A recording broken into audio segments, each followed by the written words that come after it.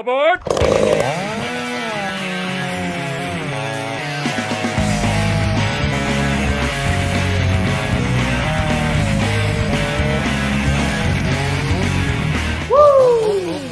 Hello and welcome to another episode of the Woodsman Whack-Off, the series that puts two woodsmen face to face to see which competitor can whack off their log the fastest. In today's video, we have the Jonsered 2152 that has been ported by Bodie and a 4910 that was built for Troy by Bodie. So this right here is the climax, right? This is the final, the main event of the 50cc saws that I have ported that I was currently able to test. That's it. Let's look at some specs.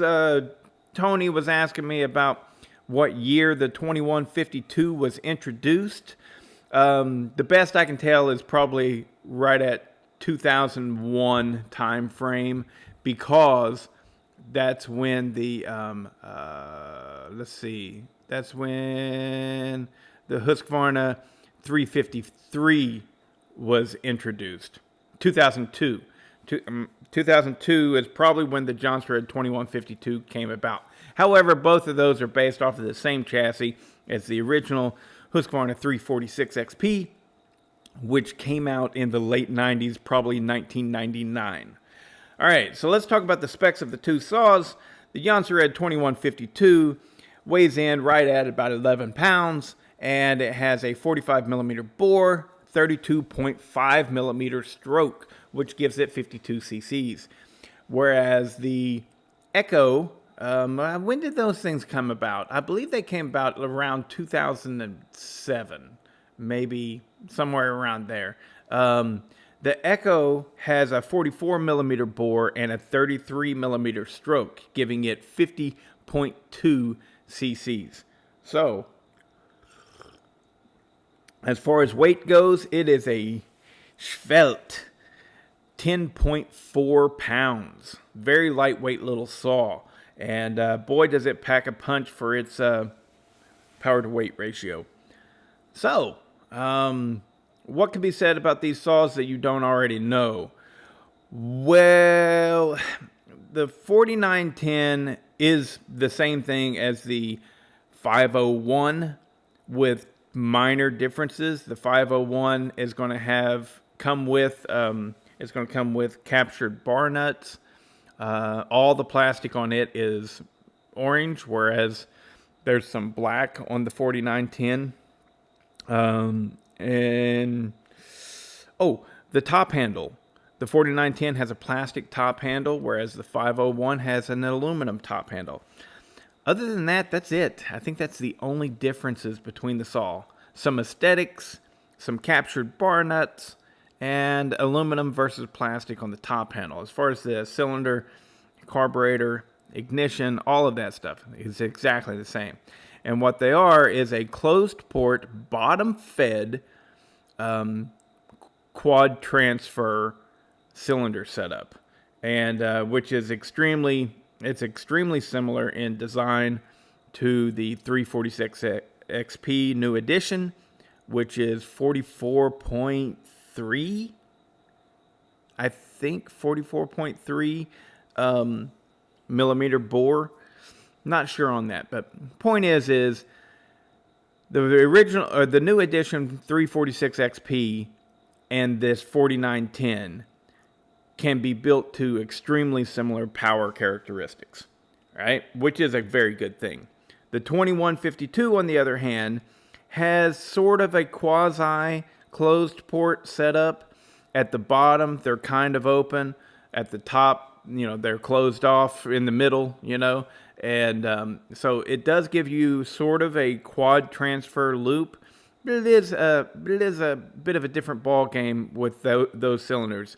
It has external transfer caps, and the whole point of this, I believe, is because they are easier to manufacture, and so therefore less expensive, less costly to build. So this is a big corporation's way of pinching pennies and getting a saw that still performs well, however, is not the top dog, and it is less expensive to produce. But anyways, both of these saws ported up by the same person, and we will see which one is the winner, and then talk about it afterwards. So let's get to it here. All right, there they are, revving them up and digging it in. Both saws cutting away without issue on that pine. That's a nice big pine, probably about a full 16 inches in girth. And my goodness, the 4910 just put the hurt. Oh, wow. That is a full 3 seconds difference between these two. And now here we are digging into the big red oak. If you haven't watched any of this specific series right here, all of the 50cc saws that I'm running in these whack-offs currently are getting a 24-inch, 3/8 full chisel, full comp Oregon EXL chain out of the box. And both of these saws are pulling that without any issue, but the 4910 definitely takes a commanding lead, and bam, 33.27 seconds versus the Jonsered at 38.5. So we're looking at 5 seconds difference right there. All right, so let's talk about it a little bit. Things that you haven't quite heard me say yet. All right, I've already rambled on about these saws a little bit. But what can I tell you that the books can't really tell you, or the specs can't really tell you? I really like that Jonsered. And as I alluded to or spoke clearly about in one of the previous videos, and that is that 4910, as good as it is and as strong as it is my opinion that it will never replace the 346 XP, the 350, the 345, the 353, or the Jonsered versions, which is the 2149. I think they did a 2145. They did a 2150. They did this right here is a 2152, and they did the 2153 as well. All right, so all of those saws, that series of saws that I'm dealing with here in this video, the Echo, I really like the 4910. Sorry, it can't hold a candle to the Husqvarnas and the Jonsereds that I'm running in this video, that model of saw. They are just the nicest 50cc saws. The only thing better is the new versions of them, and that's debatable right there. I think, and this is my opinion, all right? This 2152 feels perfect. It feels perfect in your hand. There's nothing, it's so good. And the anti-vibe is really good on it. The weight is really good on it. I love a lightweight saw, but they start getting so light they feel cheap, right? And this is one of the problems that the 4910 has. Now I've gotten used to it, but it just doesn't feel as good to me as the Huskies, even the steel stuff as well. I've never, have I operated a 026 or 260? I think I have. I know that I've operated the 261, and it feels really good. The steel 261 feels really good. It's just, it's just something to it. There's some substance there, and that feels nice. And the 4910, really lightweight, so much to the point, like I said, it makes people think, it feels cheap, right? It's not cheap. It's an excellent saw. However, running them, I only know one person personally that likes the way the 4910 feels versus some of the other stuff out there, and that's Charlie Briscoe. You know, he's used them so much, he likes it, and he prefers it, and that's perfectly fine. We all have our opinions. The other thing that I will say is that the 2152. Well, first let's talk about the 4910. What did I do to get this power? I milled the base and I ported the chainsaw. That's it. Oh, and no, the intake. The intake has this little cross hatch type thing. I cut that out. But there was no carburetor. Okay, there was carb limiters. I took the carb limiters off. I opened up the intake, and which all easy things. The intake is plastic. I cut the base, and I ported the chainsaw. Numbers we're going with this one right here doesn't have quite 107. It has like 106.5 on the exhaust roof. The intake is wherever it fell. I don't think that I did anything to the intake. If I did do something, it was just mildly roughing up the intake, very mildly roughing up the intake, but no porting of the intake. I just cleaned it up. The transfers, right at the very beginning, whenever fuel goes in, I did smooth out the transitions and stuff, get it to flow in there easily, and I raised the upper transfers. Very minimal port job. You just got to know what you're doing. I am all about less is more. Okay? I am all about less is more.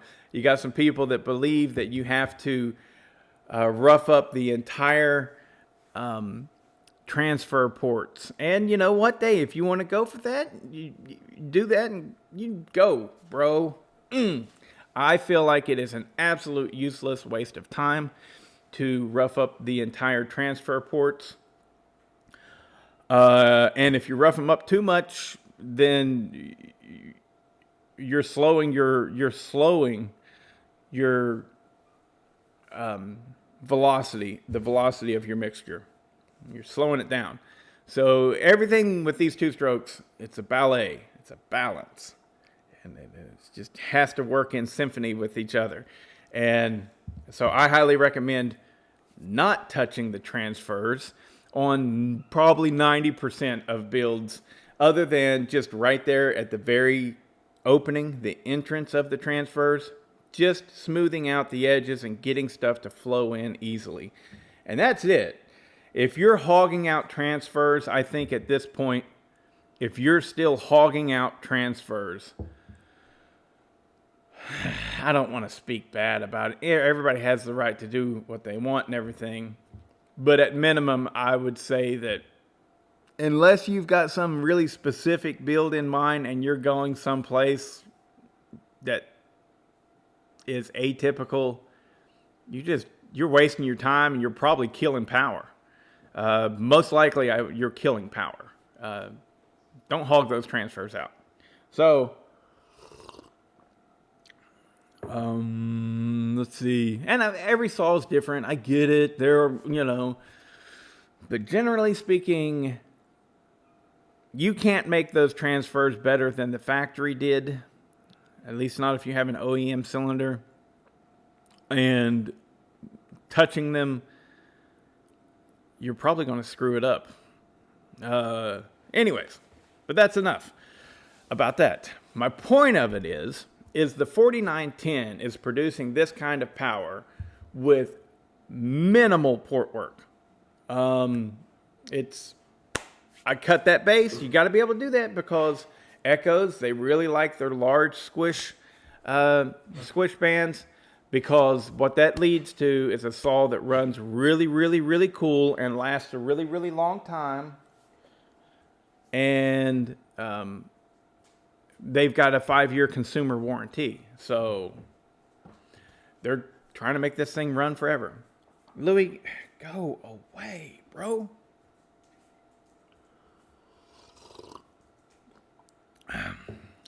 In contrast to the 4910, what I had to do to the 2152 to get it to run like this, right? And granted, it still is not as powerful as that 4910. Okay? But in order to get that 2152 to run like this, I had to cut a large amount out of the squish. I actually cut 50 thousandths. I went a little bit too far, and I've explained this in the video where I ported that. Should have stuck with 40 thousandths, but it's not a big deal. It just cut into some spots that I didn't want to cut into. But I had to cut the squish. Had to. I don't think that you can get them to run like this unless you cut the squish.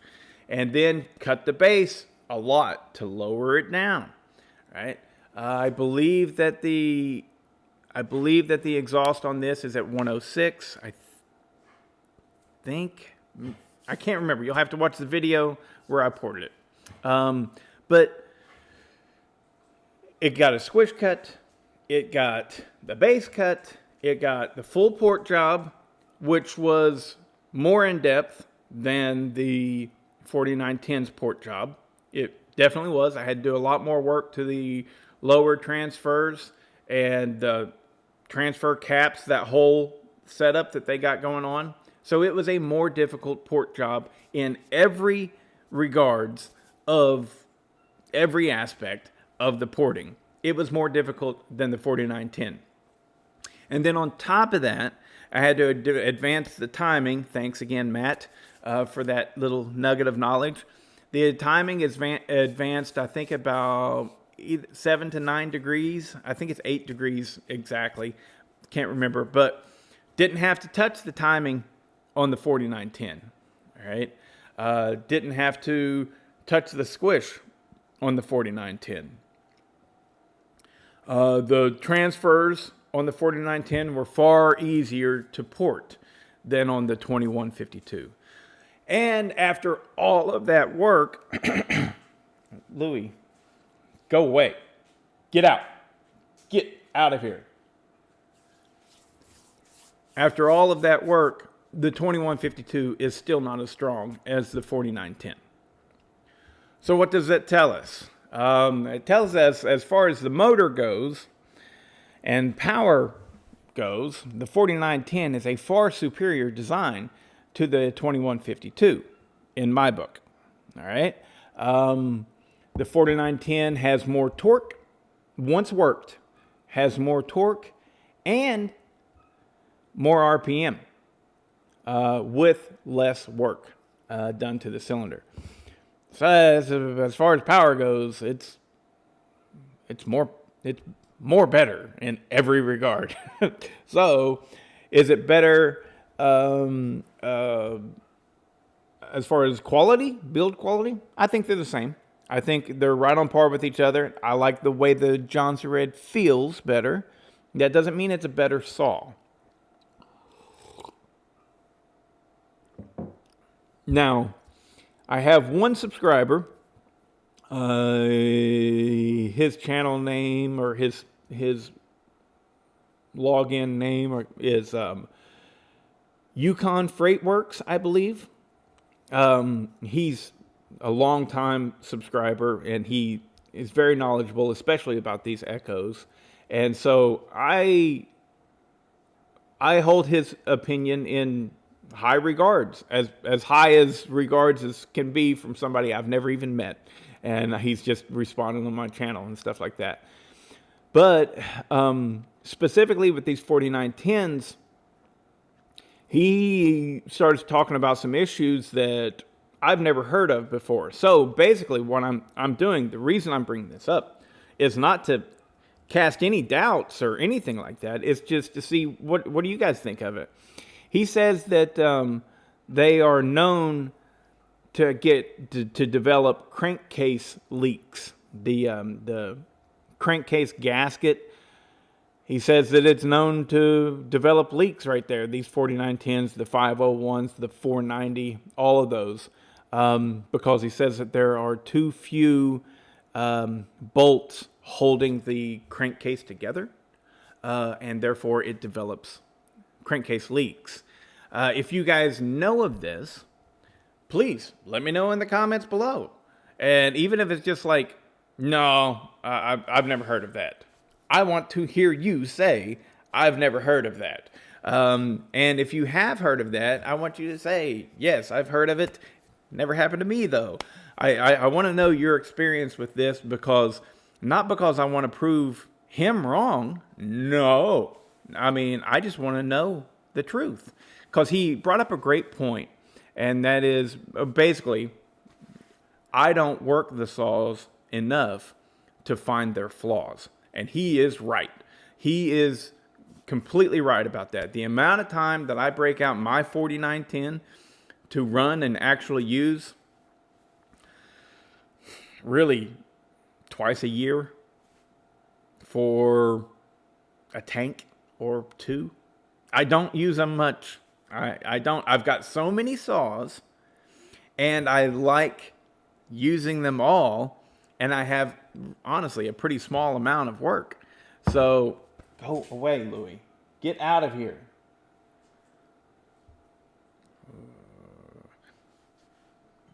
Fucker. So, yeah, let me know what you think about the 4910. If you've had any issues with your 4910, what I don't want you to do is parrot bullshit.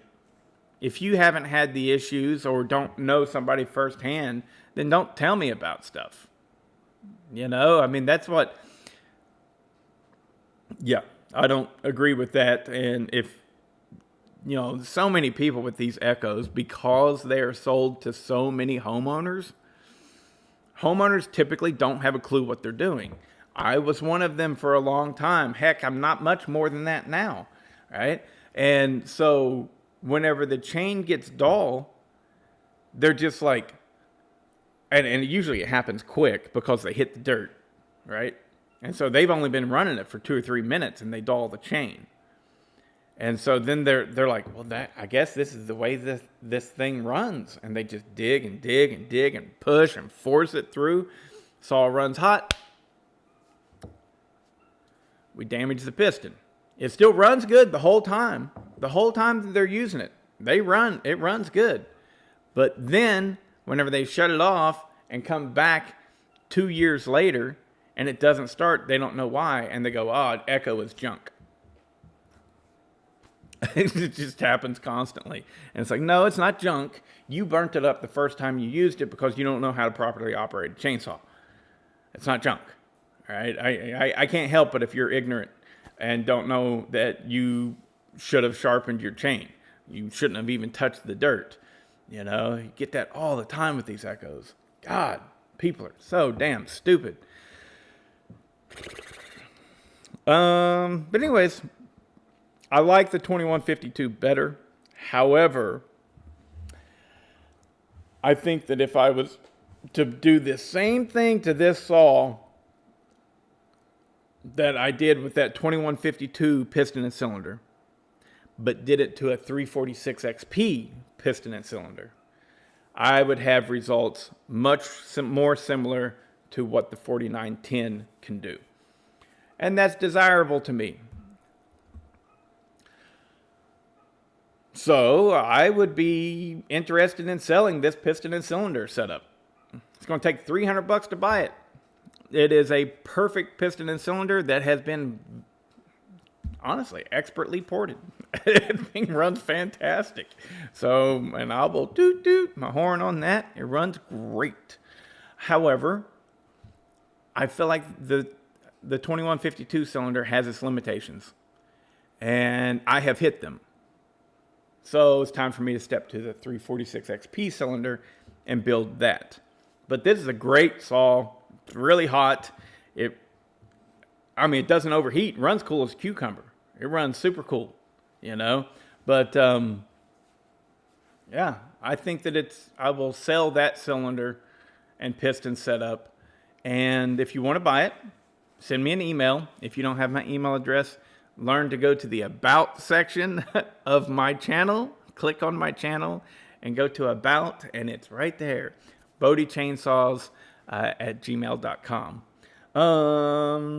But yeah, that's about it. If you want to buy shirts,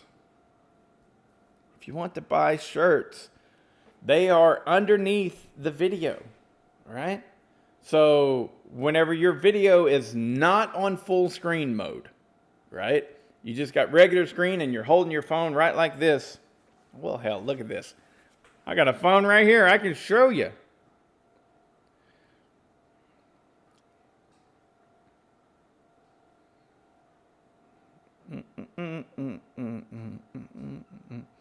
All right, I'm going to one of my videos.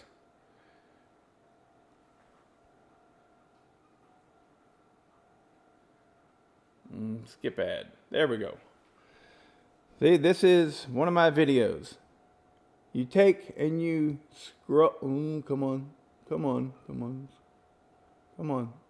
won't. I can't get it to do it. Why can't I get it to scroll?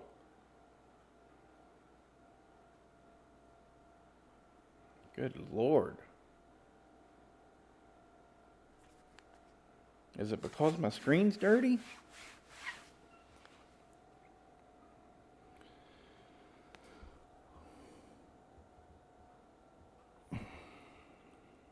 This is pissing me off.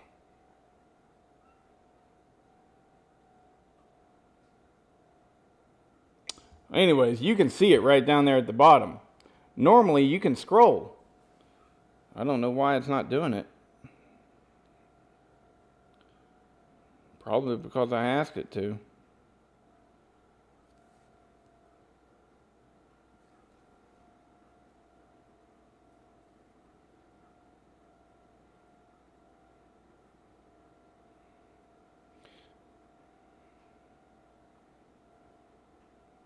There we go. It started doing it finally.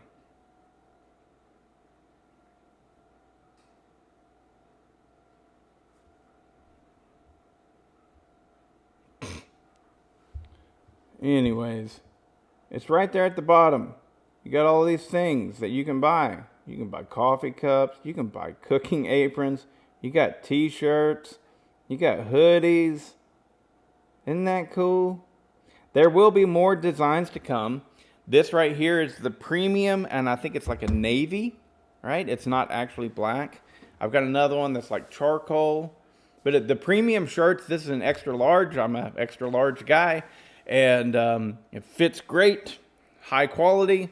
And whenever you buy one of these, I get $10, you know? So if you're like, oh, $30 is kind of expensive for a t-shirt. Well, you should know two things. One, it's 2023.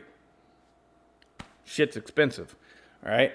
Two, it's actually high quality. The premium shirt, you can get a cheaper one, right? But I think the premium shirt's worth it because this is actually a nice shirt. It's not just like, I don't know, Fruit of the Loom. It's really nice shirt. Get your dogs barking. There'll be more designs to come. I want to get, some people have had some good ideas with what was your name? The Calvin and Hobbes idea was pretty good. I like that. Grant swears up and down that he'll buy a t-shirt if I make it that says, I whack off with Bodie or something like that, I definitely want to get one where it's got, cutting a cookie off. I like the idea of Team Cookie Cutter. Barack Obama came up with that. I thought that was hilarious. He might have been making fun of me, but I thought it was good. Team Cookie Cutter, that would be a good one. I want to get a picture of cutting a cookie off, right? And it says, "Hey, watch me whack off." But the cool thing about this service that's on here that you can scroll down to and see is I can design anything I want and just put it on there, and nothing gets made until somebody orders it. So in the future, there will be multiple different designs of all kinds of different stuff, and I'll get stupid with it. Yeah, like I whack off daily or whatever, things like that. And if the great thing about it, like I'm not going to go and buy 200 of those shirts, because what are the chances that I'm going to sell 200 shirts that say I whack off daily? It's just pretty low. But I can easily make the design, and then if somebody wants to buy it, maybe 5 people would have a sense of humor that would allow for something like that, and that would be fun.